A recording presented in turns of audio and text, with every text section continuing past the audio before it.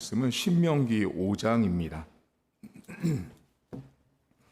신명기 5장 1절부터 10절까지의 말씀입니다.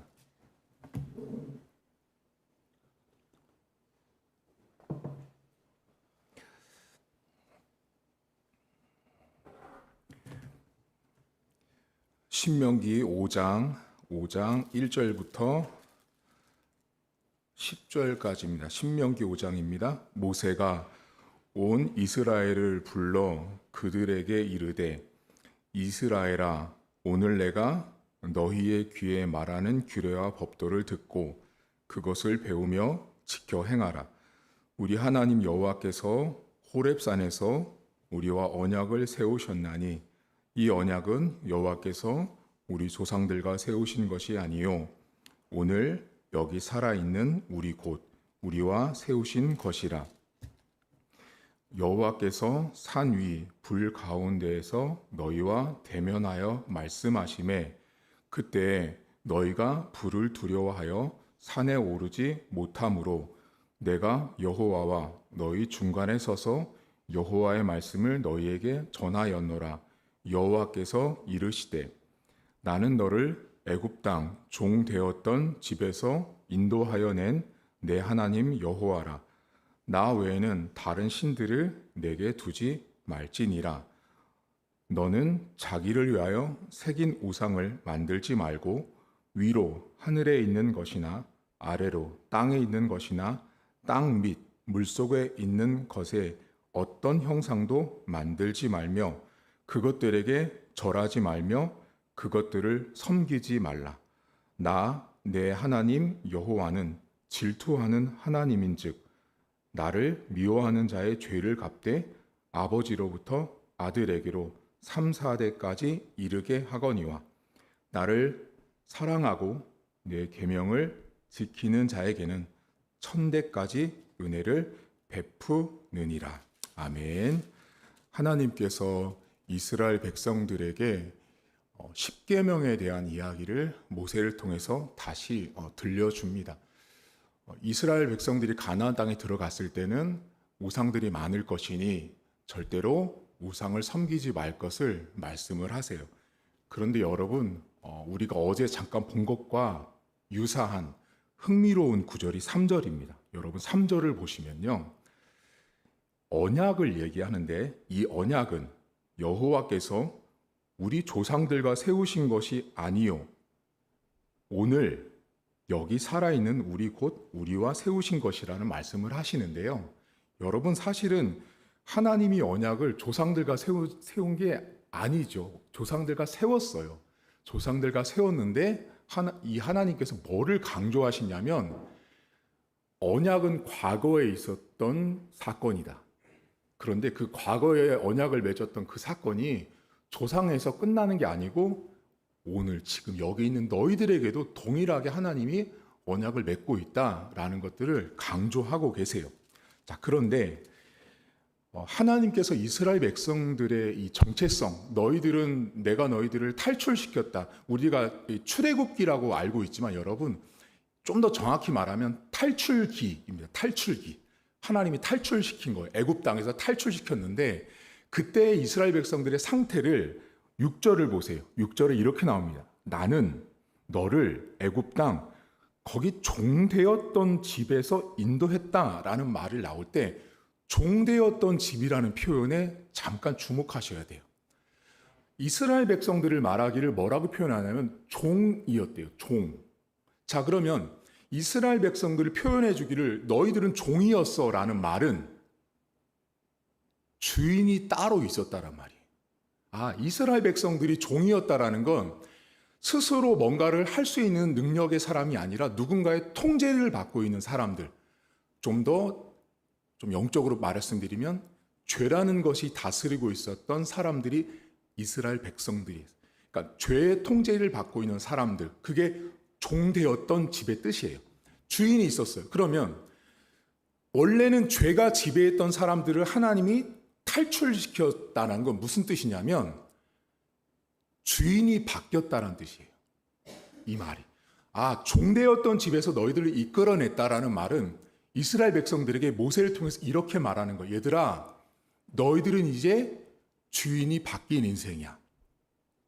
주인이 바뀌었으니까 과거의 주인들이 추구하고 따라갔던 우상을 섬기는 것처럼 살지 말고, 하나님은 그걸 싫어하니까 새로 바뀐 주인된, 너희들의 주인된 하나님이 원하는 방식대로 살아. 그 땅에 들어가면 하나님이 너희들의 주인이니까 그 주인이 뭐를 원하는지 알고 살아 하면서 주신 게 십계명이에요.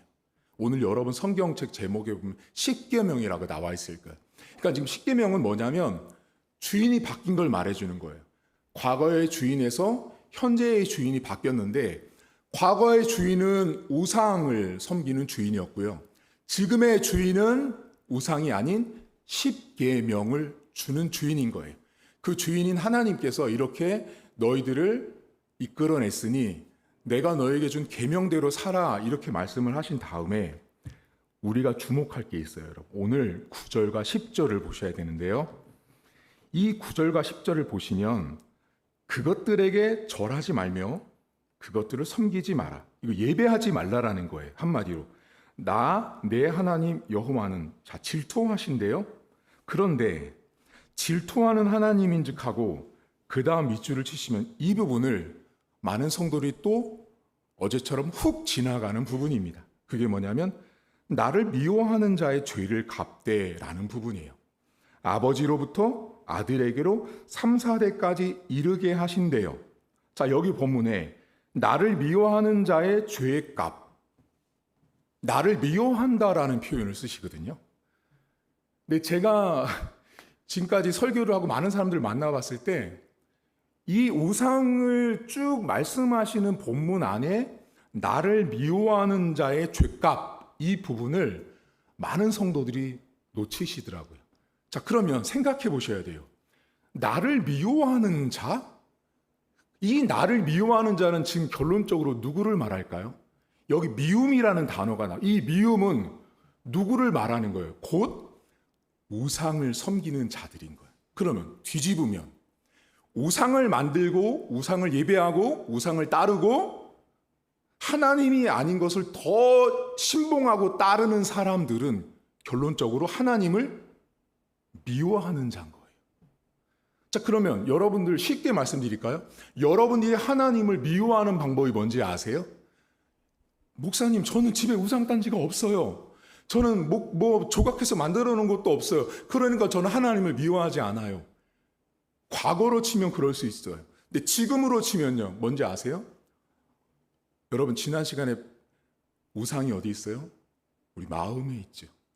내 마음에 하나님보다 더 우선하는 것이 있을 때, 하나님보다 더 우선하는 것이 생겨났을 때, 그것을 더 의지하고 바라보고 기대할 때, 죄송하지만 그 순간 여러분 하나님을 미워하시는 거예요. 목사님, 저는 하나님을 미워한 적이 없어요. 여러분, 지금 많은 신앙인들이 하나님을 많이 너무너무 미워해요. 어떻게 미워해요? 하나님이 아닌 것을 더 많이 추구하고 따라가고 있다는 거예요. 하나님이 그것을 미워한다라고 표현을 하셨는데 죄값이라고 말하는데 그걸 언제까지 주는데요? 3, 4대까지 미친대요. 와, 그러니까 내가 지금 살아가면서 하나님이 아닌 다른 우상을 섬긴 죄값이 내 후대의 3, 4대까지 미쳐진다라는 걸 말씀을 하시는데, 이 이야기는 뭔가와 대조를 하기 위해서 말씀하신 거예요. 자, 지금 여러분 보세요. 우상을 섬기는 죄값은 3, 4대예요. 그 다음 절 보세요. 10절. 이게 완전히 반전이거든요. 나를 사랑하고 내 계명을 지키는 자에게는 몇 대요? 1000대까지 은혜를 베푸신대요. 자, 그럼 이게 이 모세가 성경을 기록하면서 이 히브리어 성경책은요, 이 대조를 통해서 완전히 부각시키는 놀라운 능력이 있는 언어를 갖고 있는 이 성경책인데, 자, 아까 전에 우상 섬기는 사람은 벌을 주긴 주는데 몇 대? 3, 4대예요.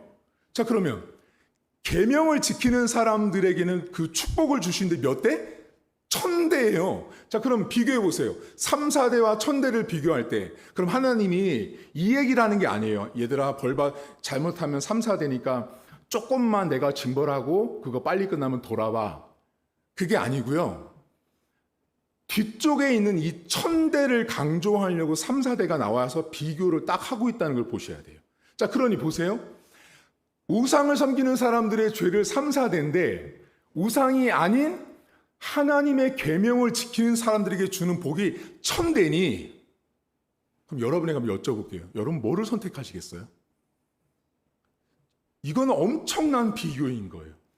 하나님께서 놀라운 비교를 통해서 하나님의 계명을 지키는 것이 왜 중요한지를 말씀하시는데 근데 여기에 주목할 게 있어요. 여러분 어디 보시냐면 9절에 우상을 섬긴 사람들이 죄를 받는데 아버지부터 아들에게로 3, 4대까지 거기 밑줄 이르게 하거니와라는 말이 나와요. 이 이르게 하다라는 말이 히브리어로 무슨 뜻이냐면요. 죄값을 아버지 곁에 두다란 뜻이에요. 자, 그러니까 제가 만약에 우상을 섬겼어요. 그럼 저는 죽었어요. 제가 사라졌어요. 그럼 저희 아들, 그 아들에게 죄값을 하나님이 매 대마다 아버지 옆에다가 그 죄값을 늘 갖다 놓으시는 거예요. 4대까지. 와. 그래서 여러분 우상 섬기면 안 돼요. 여러분 마음 가운데 하나님이 아닌 것을 더 사랑하고 집중하고 주목하는 게 있어요. 그게 여러분 우상이에요. 이 시대는 뭐 조각상은 없지만 다른 나라에는 많지만 이 시대 우리 한국 사람들 안에 있는 많은 우상들이 제가 첫날에도 말씀드렸죠. 돈이에요. 만몬. 그리고 지위, 위치 이런 것들인데 하나님이 아버지 곁에다가 죄값을 딱 갖다 놓으신 거예요. 그런데 오늘 10절 보세요. 10절. 자, 계명을 지킨 사람은 1000대까지인데요. 여기 조건이 있어요. 10절을 유심히 보시면 나를 사랑하고 내 계명을 지키는 자라고 말하죠. 자, 그러면 계명을 지키는 사람은 1000대까지 복을 받는데요.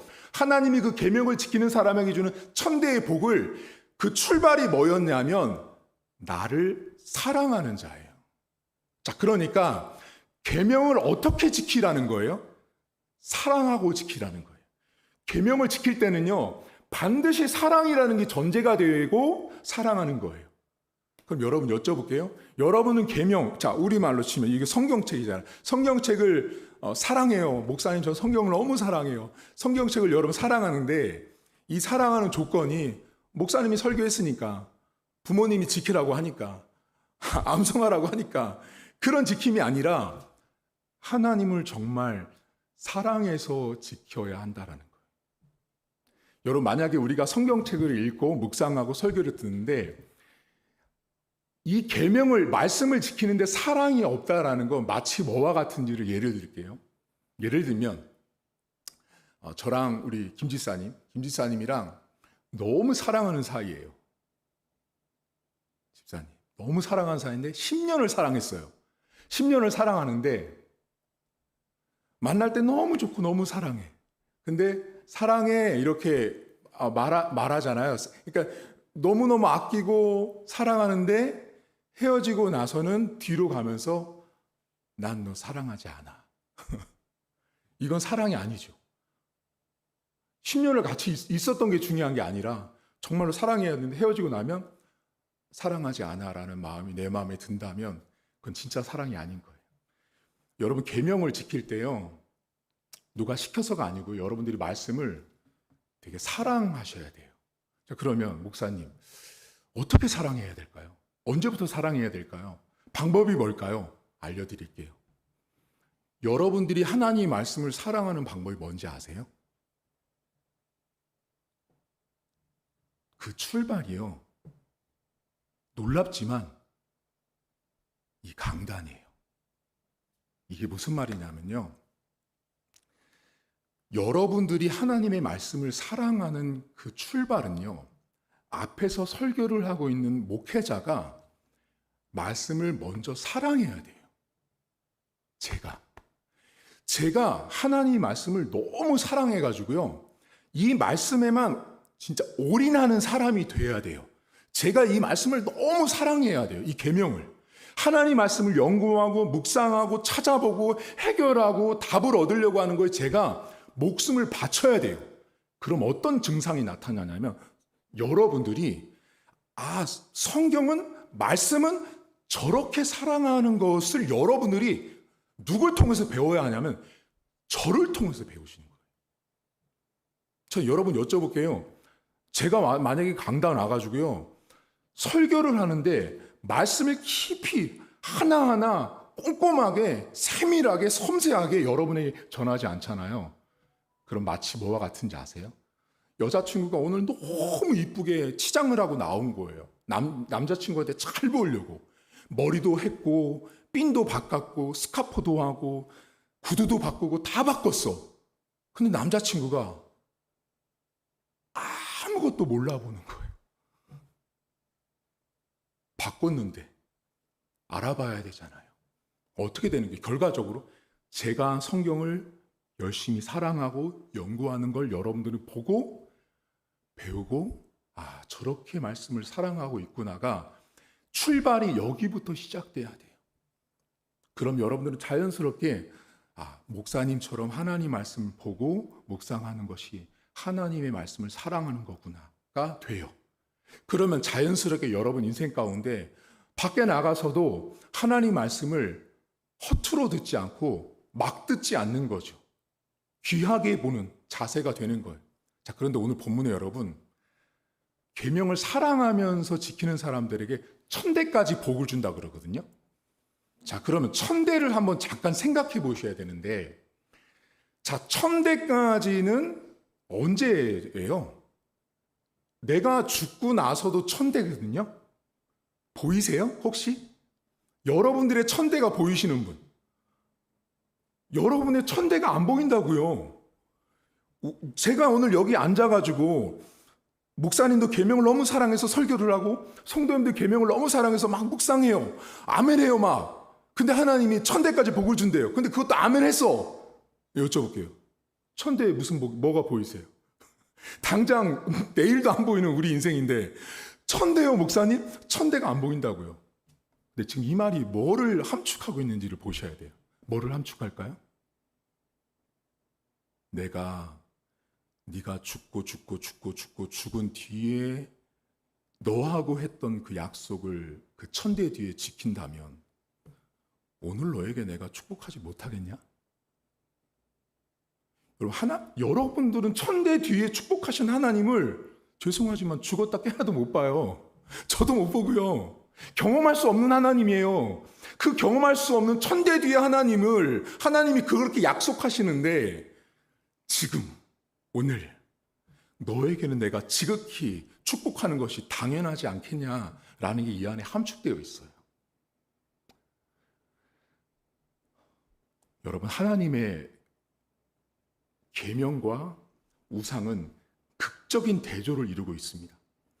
우상 섬기면 죄값을 3, 4대지만 하나님의 말씀을 귀히 여기고 사랑하면서 그 말씀을 지키는 사람에게는 내가 죽어도 못 보는 그 천대의 축복을 내 후손들에게 주시지만 그 말 속에는 천대의 약속을 지키는 하나님이라면 지금 너에게 왜 하나님이 약속을 지키지 못하겠냐라는 거죠. 여러분, 하나님께서 우리에게 은혜를 베푸십니다. 우리에게 자비를 베푸시는 하나님을 기억하시면서 천대 하나님의 그 약속을 기억하시는 하나님을 오늘 마음에 품으세요. 그렇지. 내 눈에 안 보이고 내 인생에는 없을 거예요. 여러분, 지금 우리가 같이 있는 우리 가족들 세대는 경험하지 못해요. 하지만 내가 지금 하나님의 율법을 사랑하면서 지키는 사람들은 여러분 후손의 후손까지 천대까지 복 주신 것을 기억하고 잊지 않으시는 하나님을 꼭 기억하셔야 합니다. 오늘도 여러분 기억하세요. 내가 우상을 섬기는가 계명을 섬기는가 이 둘 사이에서 항상 갈등할 수 있는데 하나님 제 안에는 하나님보다 더 사랑하는 것들이 있어요. 여러분 각자마다 사랑하는 게 있거든요. 그 사랑하는 것들을 좀 내려놓으시고 하나님께서 원하지 않는 하나님이 아닌 것보다 더 소중하게 여기는 것들이 뭔지를 좀 발견하시고 그리고 그 천대 뒤에 있는 하나님의 약속을 이루시는 신실하신 하나님이 오늘을 나에게 은혜를 베푸시고 복을 주신 하나님을 오늘도 만나고 체험한 하루가 되었으면 좋겠습니다. 하나님 아버지, 오늘도 우상을 섬기는 자와 계명을 지키는 자를 비교하시면서 각자가 받는 하나님의 벌과 은혜가 다름을 말씀하십니다. 하나님 아버지, 우리가 하나님의 계명을 지키는 사람으로 살아가야 하는데 늘 부족한 것이 사랑이 없습니다. 하나님 말씀을 읽고 묵상하고 하나님 말씀을 연구하지만 정작 중요한 사랑이 빠진 채 성경을 읽고 성경을 설교하고 성경을 가지고 제자 훈련을 하고 성경을 가지고 뭔가를 하는데 너무 하나님 앞에 부끄러운 것은 사랑이 빠진 채 성경을 읽고 설교를 듣고 설교를 실천하려고 합니다. 오늘 성경은 우리에게 나를 사랑하는 자, 하나님을 사랑하는 마음과 하나님을 사랑하는 태도와 자세를 가지고 하나님 말씀 앞에 서라고 말씀합니다. 하나님 오늘도 우리 안에 주님을 사랑하는 마음들을 주시고 그 출발은 성도들에게부터 시작되는 것이 아닌 이 강단에서 설교하는 저로부터 시작됩니다.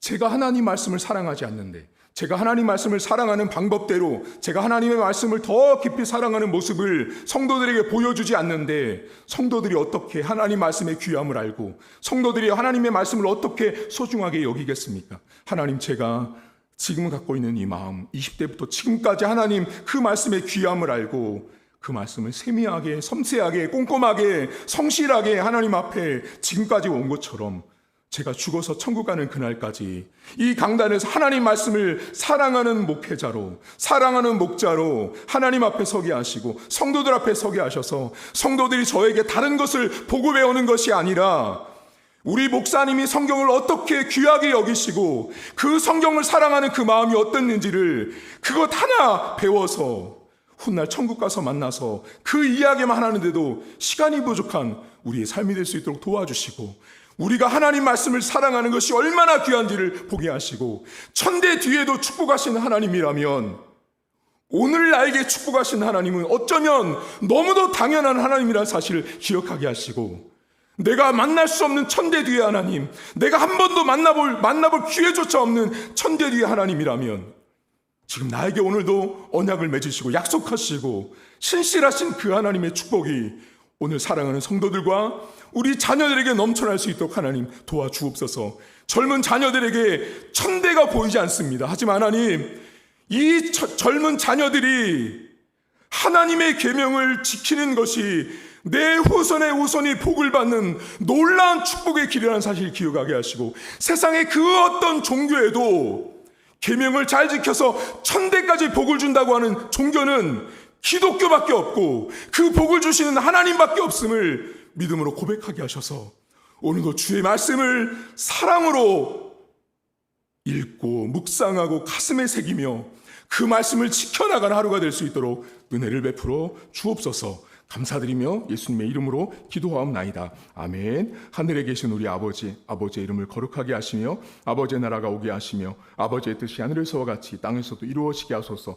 오늘 우리에게 일용할 양식을 주시고 우리가 우리에게 잘못한 사람을 용서하여 준 것 같이 우리 죄를 용서하여 주시고 우리를 시험에 빠지지 않게 하시고 악에서 구하소서. 나라와 권능과 영광이 영원히 아버지의 것입니다. 아멘.